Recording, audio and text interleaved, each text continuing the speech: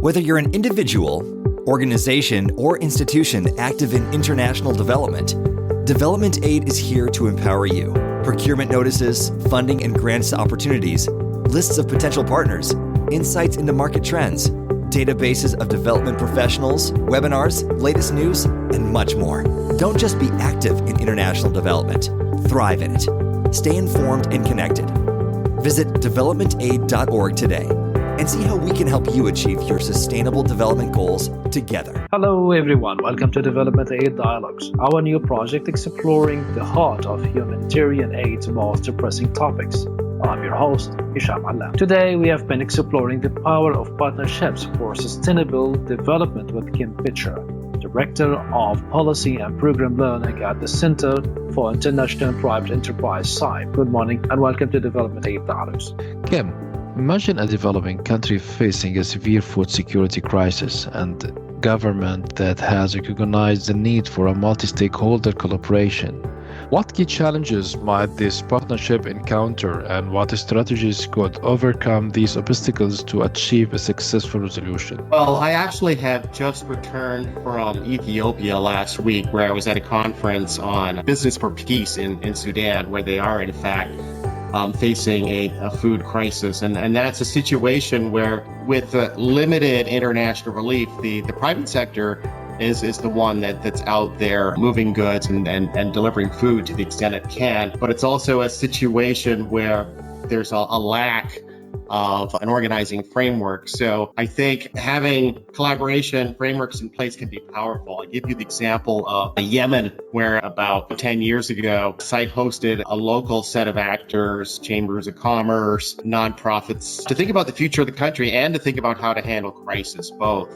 And they came up with a framework for what they called an economic reform team. And having that collaboration in place, they've been able to provide logistic support, deliver relief goods, but also continue advocating for a better investment climate and future solutions. So having a coordinating framework is an important lesson. But there are times when entrepreneurial solutions can happen. And I've co-written a case study on Bangladesh. This is a pandemic situation a few years back where there was a digital health company that saw the opportunity for collaboration across sectors to set up rapid testing booths for COVID-19. And they put together a partnership with a medical foundation and a public hospital and the Ministry of Health so that they could provide a service on a public site and meeting public standards, but bring digital solutions so there could be a video consulting. And so that just shows that sort of flexibility and leadership, where there's a will on all sides, things can come together. When governments partner with private companies and development projects, there can be tension between maximizing profit and achieving social good.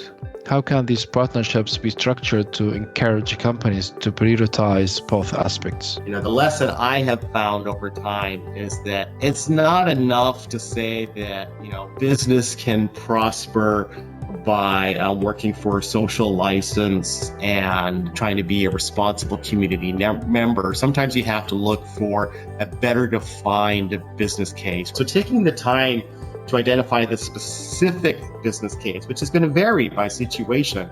And to do that, co-creation is really the key here. Let me give you an example from Uganda, one of these Kampala Principles cases. There was a public-private producer partnership, that's 4 Ps in Uganda, involving this arrangement between the government, a local palm oil national company, and the smallholder farmers. And the idea was to produce sustainable palm oil in Uganda. And the government invested in infrastructure and land. And there was a third-party broker, FAD, to set up standards for sustainability. And I think what made this partnership work was the alignment of the incentives.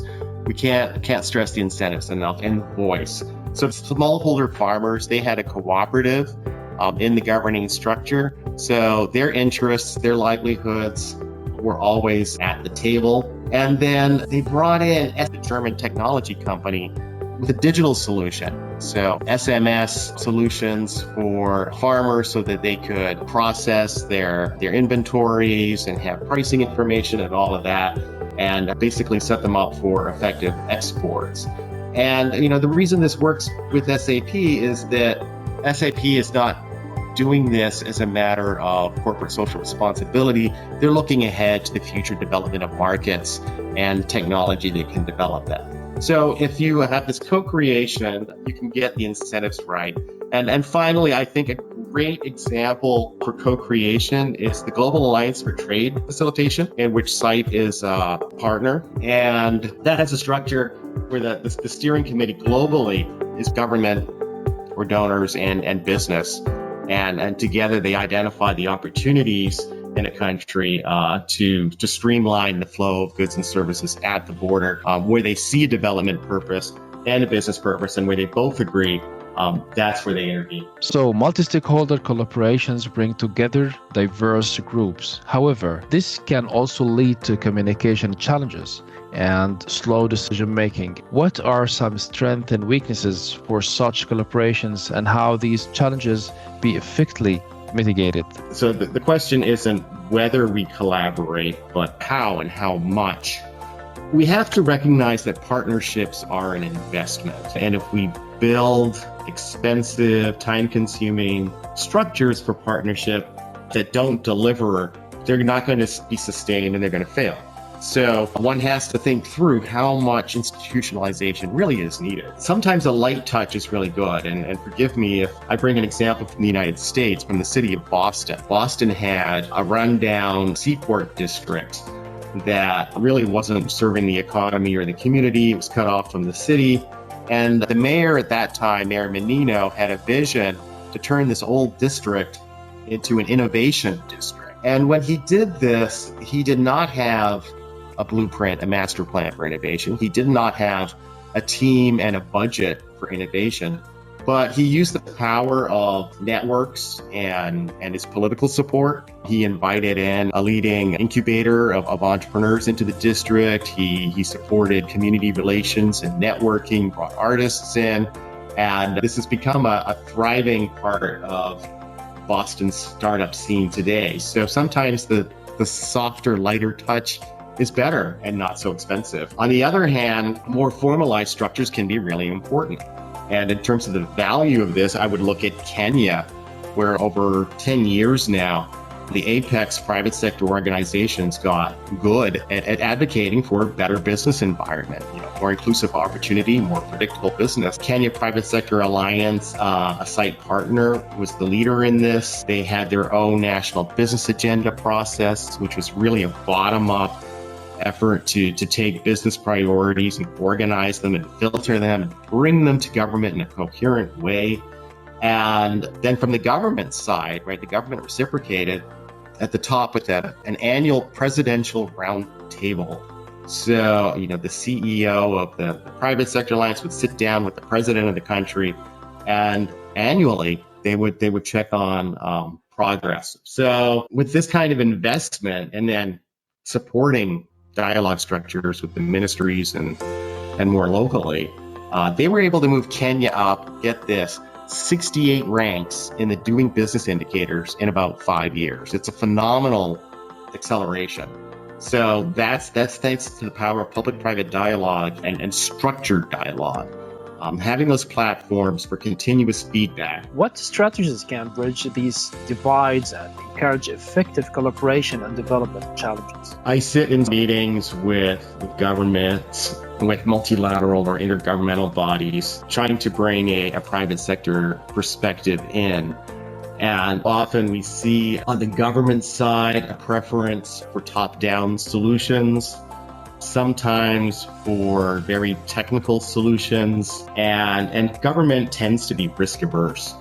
Now, the private sector, by contrast, is focused on getting things done. So business people, if they show up for one meeting, or investors show up for one meeting, and they don't see the outcome from that, they're not likely to re-engage in the process.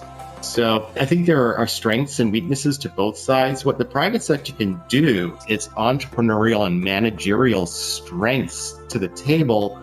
So the private sector has to be focused more on bringing answers to government, not just complaining, right? So they're used to finding answers in the competitive marketplace. They need to get used to providing solutions in the policy marketplace. And when they do, government can really respond well. Since you speak about culture, I think that you can sometimes change the culture of interaction by changing the scene.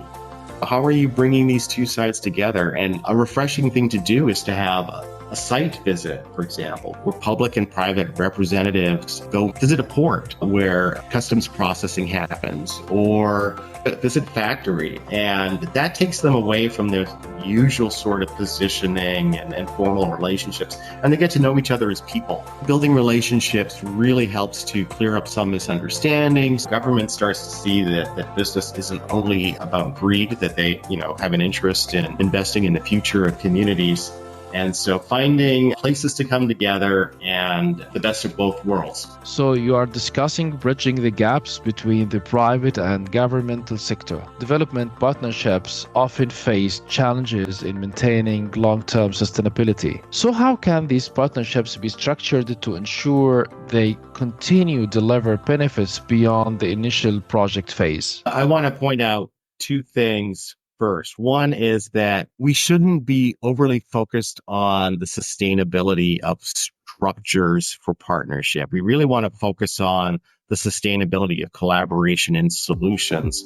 So sometimes we create an organization, and if it serves its purpose, it's time to dissolve it. And that can be a win. Now, I would say to think in terms of a cycle. The sustainability gets built in at different stages. The first is in the design. If you've really designed from the outset, then you're creating value for both sides. And if you haven't taken the trouble to co-create, then there's a misalignment, and that's often what's happening when a partnership falls apart quickly. The second thing is there's a need to follow through.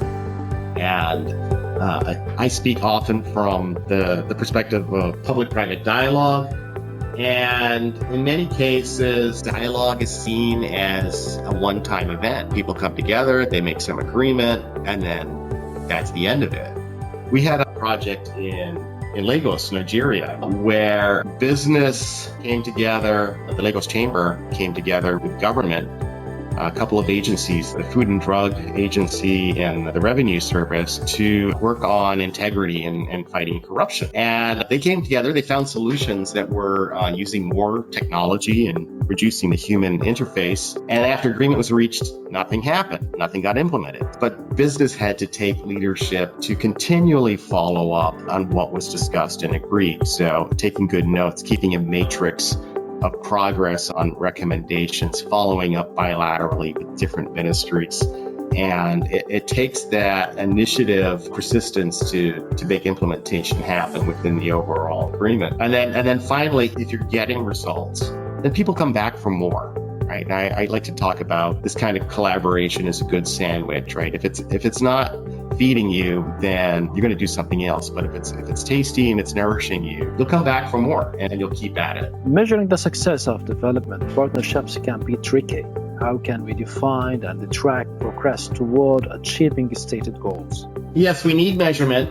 And as important as it is, I would argue that sometimes we need to manage expectations for measurement. If we look at the private sector has its key performance indicators, KPIs. So they do have a measurement mindset, but it tends to be limited to their KPIs. And so those can be of a developmental nature, right? If you have an social impact investing firm, they live and die by their numbers. But you have to make sure that in dealing with the private sector, you're really talking about something that matters to them fundamentally, ideally to their KPIs, which could be defined with some developmental purpose. And I think this is not only a matter of the private sector, but if we think in international development, those of us who are donors or implementing donor projects, it's too easy to impose substantial measurement frameworks on local actors who don't fully understand how those frameworks for measurement are serving their own objectives. And I would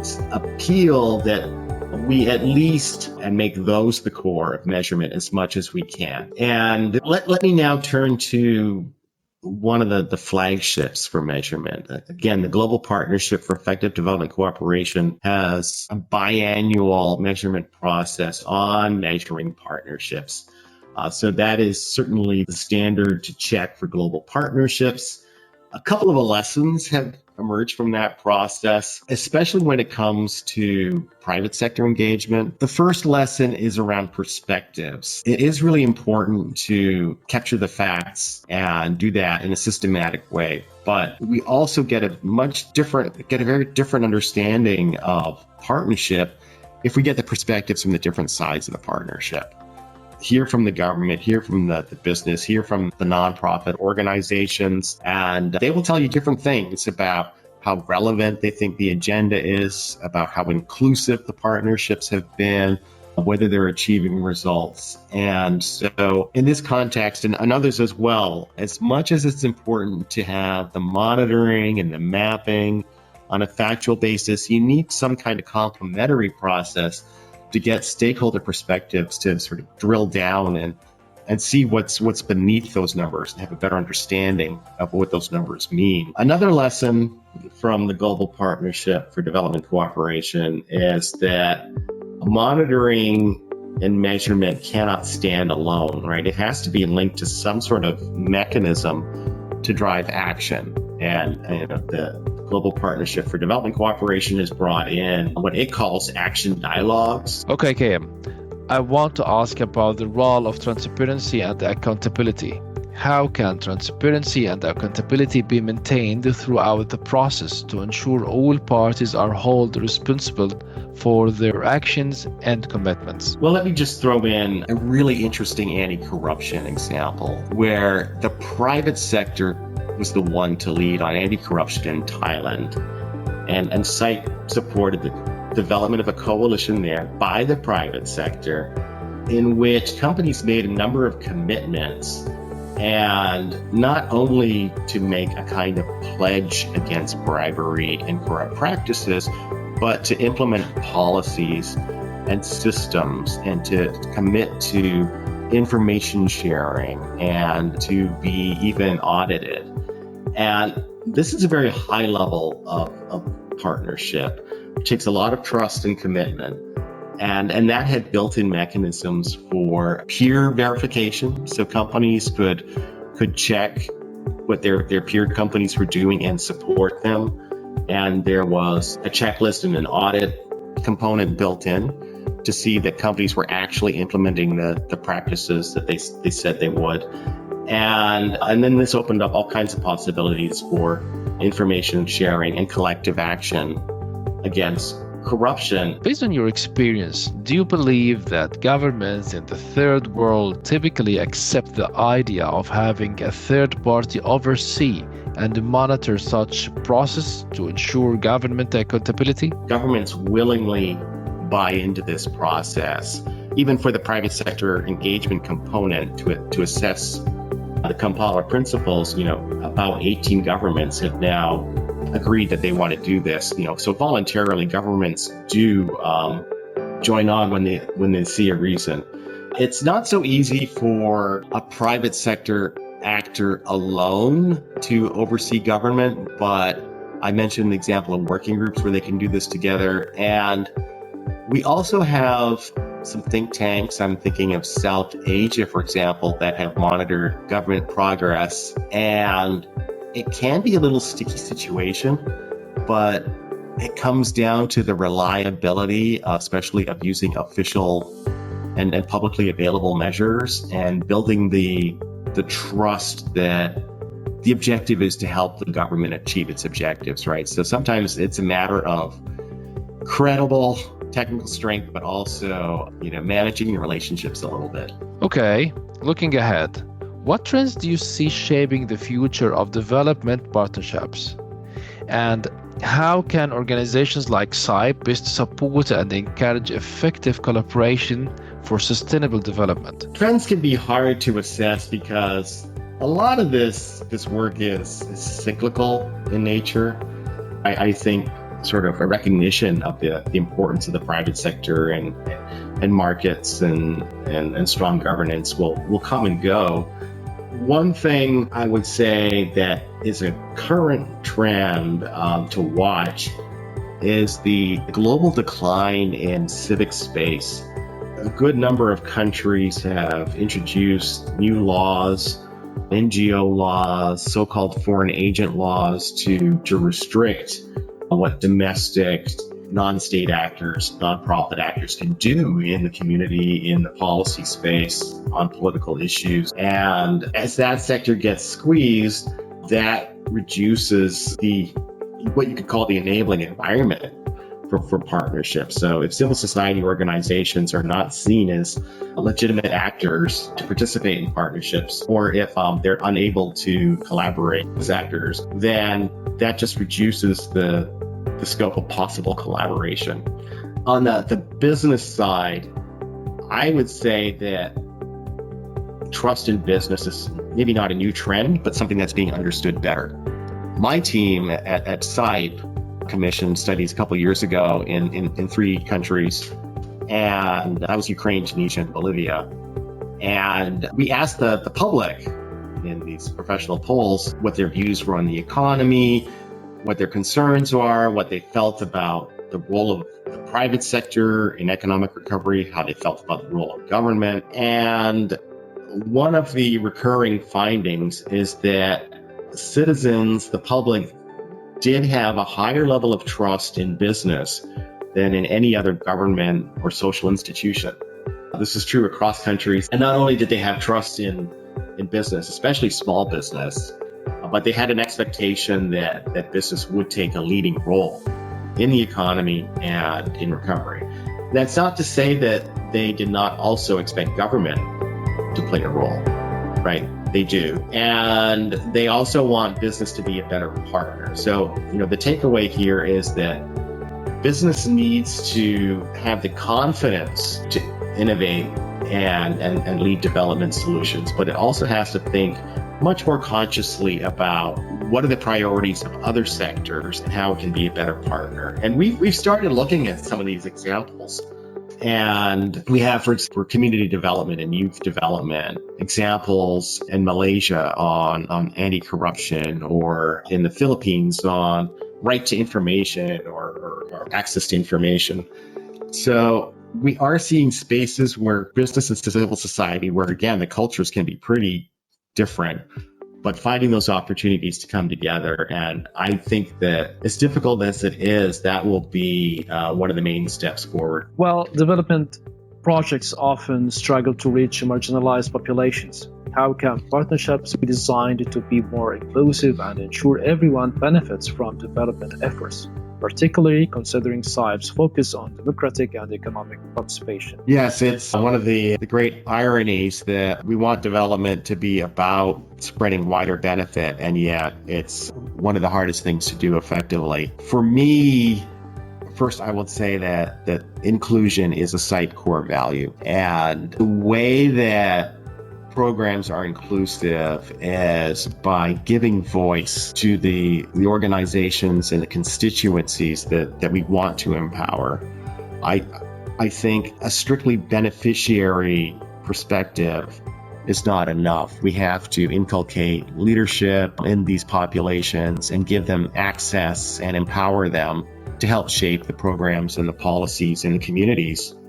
When we work with women, we have helped women's associations to serve their members, develop strengths, their governance and strategies, and to take on advocacy tools like the Women's Business Agenda to actively shape the conversation around what are the priorities for women in business, what is the value that women bring to the economy and to the community. Too often they have been left out of high-level conversations between government and business associations and federations. Women have at times had to form their own associations and form their own agenda.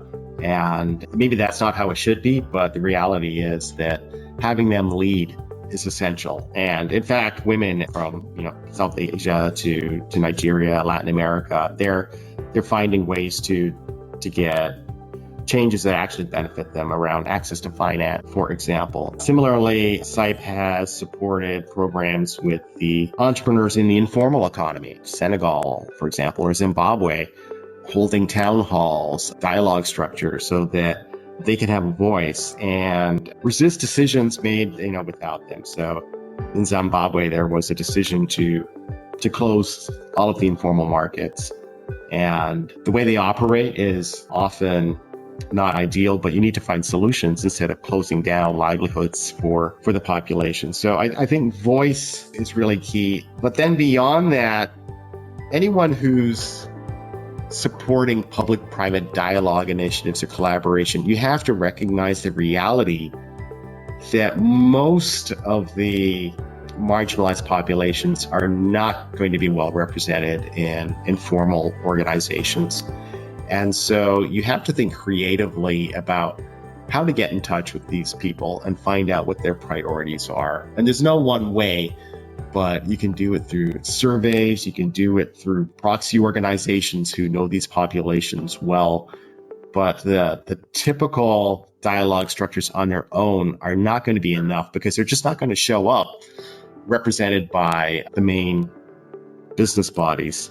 And the final thing I'll say on inclusion, which really has to be a recurring practice and mindset, is to mainstream inclusion.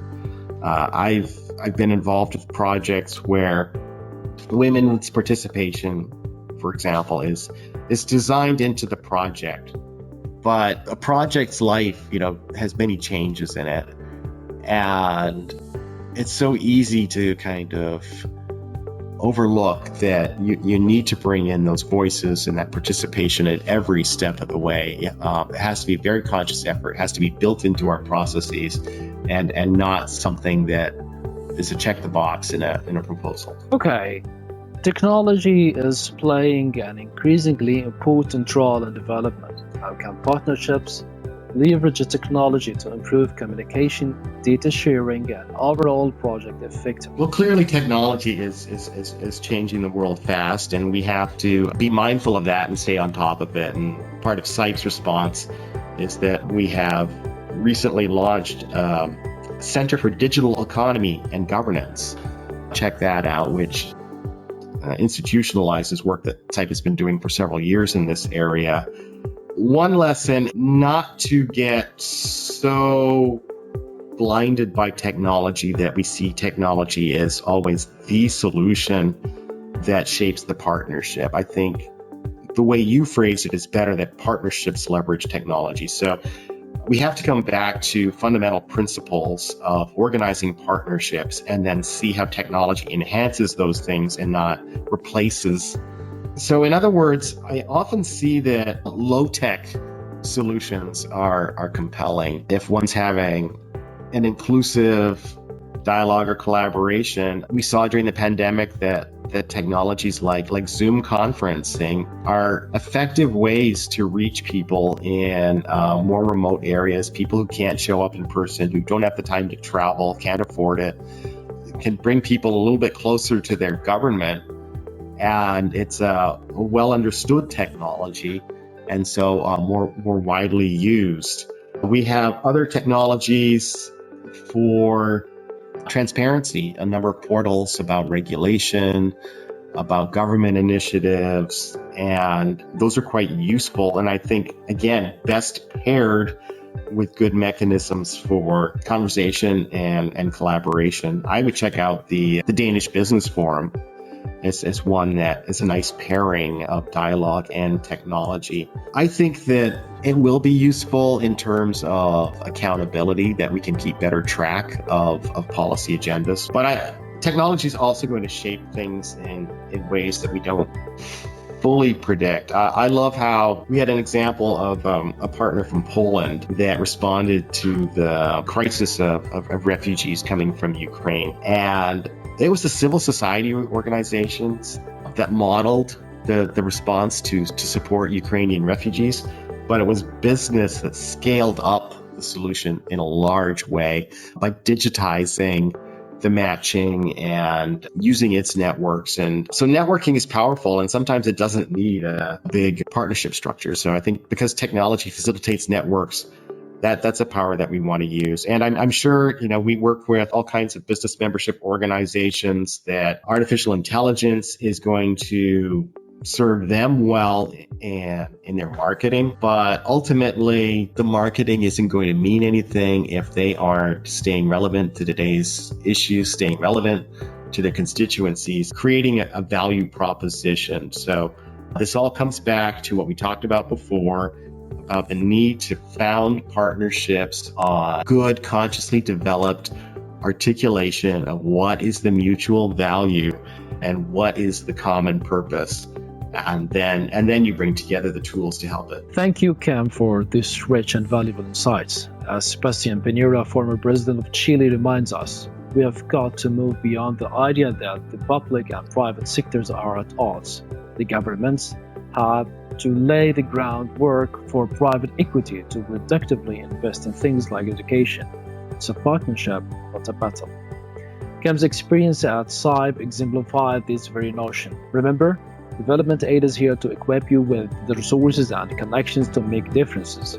Visit our website at developmentaid.org to access our database for expert, project listing, and valuable development information. Thanks, Kim, for joining us today. Until next time, this is Hisham Alam signing off for Development Aid Dialogues.